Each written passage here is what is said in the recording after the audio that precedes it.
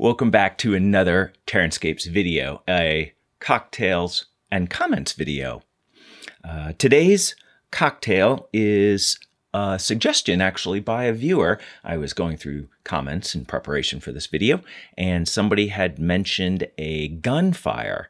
Gunfire is tea, black tea, with a shot of rum in it. I wasn't going to make this actually because I had a cup of tea earlier, which is unusual because I don't usually drink tea, and I'm pretty hopped up on it. So I was like, oh my God, I'm going to put more tea in me.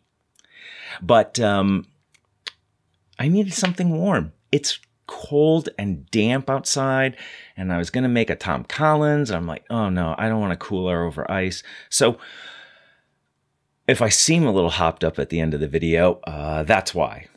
But let me see how it tastes.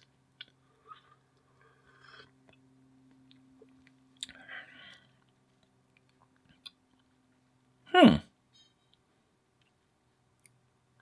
mean, the tea is dominant. I didn't measure the rum, so maybe I went a little light on it.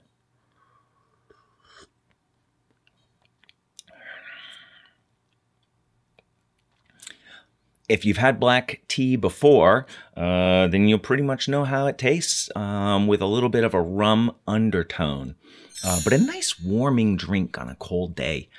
So thank you to the viewer. I should have made a note of the name. But you know who you are, and much appreciated for the suggestion. So this is a Gunfire. Now it's time for viewer comments. Anders Johansson, we should start with this one first. Anders Johansson writes that he's here for the terrain and he's not interested in seeing me drink at work. And two things on that. One, that is why I separated the cocktails and comments from the regular videos. So if you didn't want to watch these, you don't have to. And two, drinking at work, I don't know. I'm always at work, sort of. It's tough when you work at home. And Tanya, my wife, she said, because I told her about this comment, she was like, just tell him you work from home and you're not driving anywhere. So there you go. But I also want to say that many people, boop, boop, boop, boop, boop, here they come, like the cocktail segment. So I appreciate that. So I know there are some fans out there. Let's see. Esildi09, perhaps I'm not pronouncing that correctly, had made a suggestion about the fish for the Innsmouth diorama, saying that I could make them like nautilus fish. And Michael Wellner also said something similar and also added that I could have an electric eel shocking one of the divers. I like that little touch. That was a little extra flavor. But drama, I am not going to do the underwater section of the diorama. I'm going to modify it, and I'll talk more about that in the next update. But I think I need to break this diorama down to a slightly more chewable size, or I fear I may never get it done. So I am going to make some modifications. I'll explain them later, but I will not be having fish in it, I believe. But thank you for those good suggestions. Tansip, which is T-A-M-S-I-N-P, Tansip, Wargaming Girl, wrote that settlements with mouth in their name are named for a river, or at least a river that was there when the settlement was created. And I thought that was nice. I didn't really think about that. And so she was saying that Innsmouth is the inn at the mouth of a river. And that made me think that an inn features prominently in the story. Our protagonist takes residence there for the evening because he can't get out of town. And some of the more nefarious residents of Innsmouth try to get at him in the inn. And that made me wonder if I should have an inn as one of the buildings. So I'm going to listen to the story again and see if there's a placing of the inn that sets it distinctly away from the water. And if it isn't, I might modify one of the buildings to become an inn, because that sounds like a really nice addition and gives me another tie-in to Innsmouth to help people know where we are. But I am going to have a sign on the lobster loading dock as well. And then Zool, Z-H-O-O-L, Zool, he said that I could have a resident holding an Innsmouth newspaper as another way to cue people in. And I like that idea. So I'm going to think about the residents in a little bit. I'm a little not quite there yet. I'm working on the carriage. But I'm going to consider that as well. It'd be nice to have kind of multiple tie-ins all around. So I think that's a nice idea. So thank you for those good suggestions. Ernst de Roo Stratmans. Oh, I think I was going to look up the pronunciation on that. So forgive me, Ernst. Was saying that I shouldn't be too hard on PaperMow because it's free. And if you're not familiar with what I'm talking about, what we're talking about, when I was constructing the cardstock buildings for the initial 3D mock-up, which it has not yet been fully realized, coming, that I had gotten these cardstock templates printed from a site called PaperMow. I had some criticisms. I don't remember my exact tone. I didn't go back and rewatch, but I had some criticisms of the quality of those cardstock building plans, and I may have been too harsh. It's hard to be harsh on things that are free. I mean, that's not necessarily a fair dig to lay at PaperMow, and I don't want to sound too harsh because they were free and I used them and they're helpful.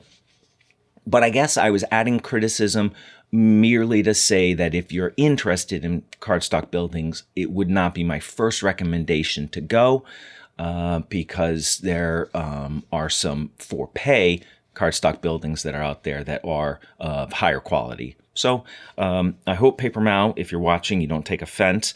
It's awesome that you've put up hundreds and hundreds of buildings that are free. And maybe not a bad place to go if you'd like to try out building a cardstock building. I think I could recommend that.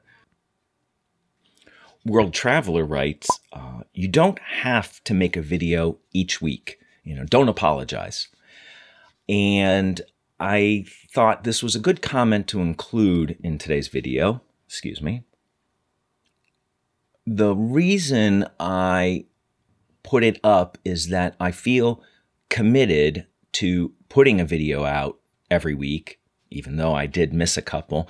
But I'm trying to build a certain level of trust with you, the viewers, so that you can say, I know a video is going to come out on Tuesday.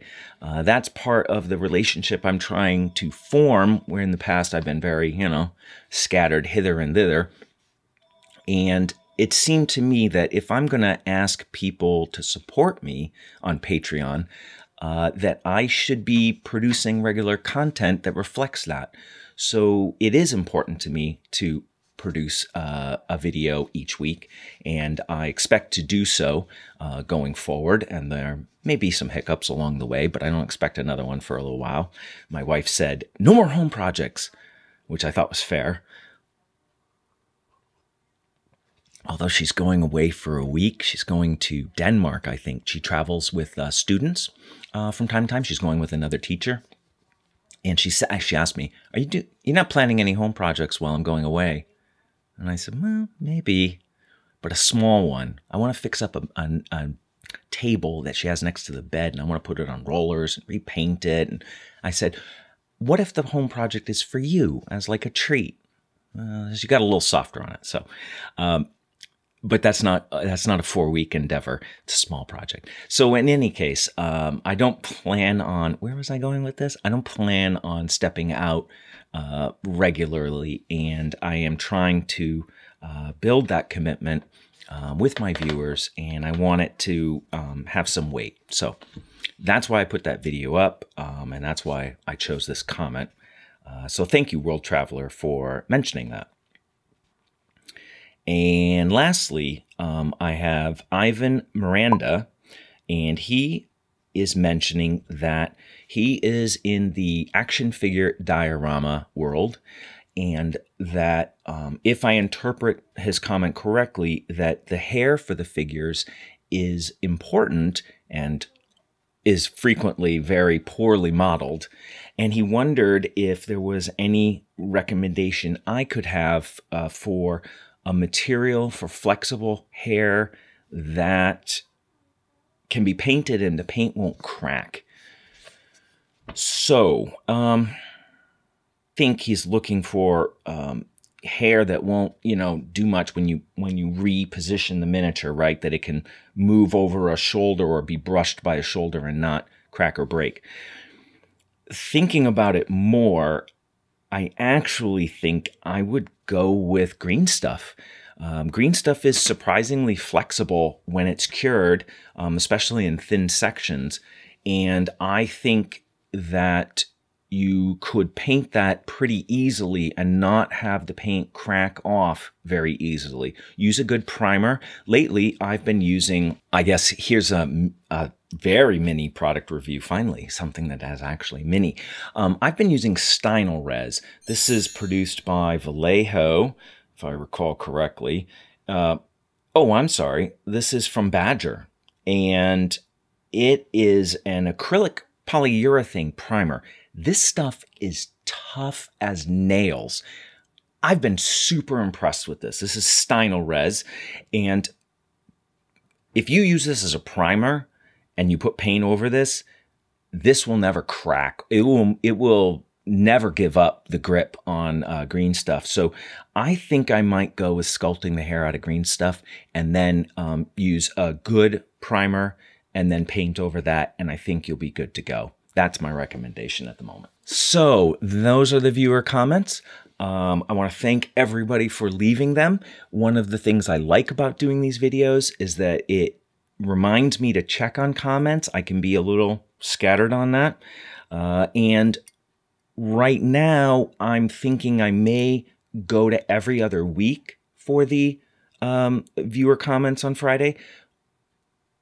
And I'll see how that is. I'm trying to work on something behind the scenes, secret, and I won't tell you, don't ask. But I'm having a hard time getting some momentum on it, and I'm trying to look at things I'm doing that may need to get a little trimmed back. So I'm considering doing these bi-weekly. So if you don't see one next week, think about that, and there'll be one the following week after that. Because, first of all, I want to share more cocktails with you. And second of all, I like checking on these, on your comments. They make a difference. They give me ideas. They inspire me. They make me laugh. They reassure me. I get a lot out of your comments. I really, really do. So I like giving back to you and thanking you for making those comments. So keep the comments coming. Put questions in the comments section always. I will answer them. It may take a couple weeks for me to get to them, but I've only been falling behind by about a month maximum on comments, so that's 4 weeks. That's good for me. If you've been around on the channel for a while, 4 weeks is better than 4 months. Okay, I don't know. I'm feeling a little cranked up on my Gunfire here. Oh, it's a nice name, right? I guess it goes back to British troops and its origins lay there. So there you go. With that, I think I will wrap this up. If you do want to support the channel and you like the videos that I'm producing, you can always pledge your support on Patreon. There you will get extra tidbits, updates, things I find. Today I posted all the miniatures that I just purchased to use on the carriage. So sometimes it's a little behind the scenes like that. And on my secret project I'm trying to work on, that's where the first inklings of it will be revealed. So if that's something that's interesting to you, you could become a supporter. And if you'd like to make a one-time donation, there's a PayPal me link down below. And I am on Instagram, and I'm putting up photos there semi-regularly, fairly regularly. And I think that's everything. So hopefully you will come back for Tuesday and for the next Cocktails and Comments, because you know that I will be back soon with another Terranscapes video.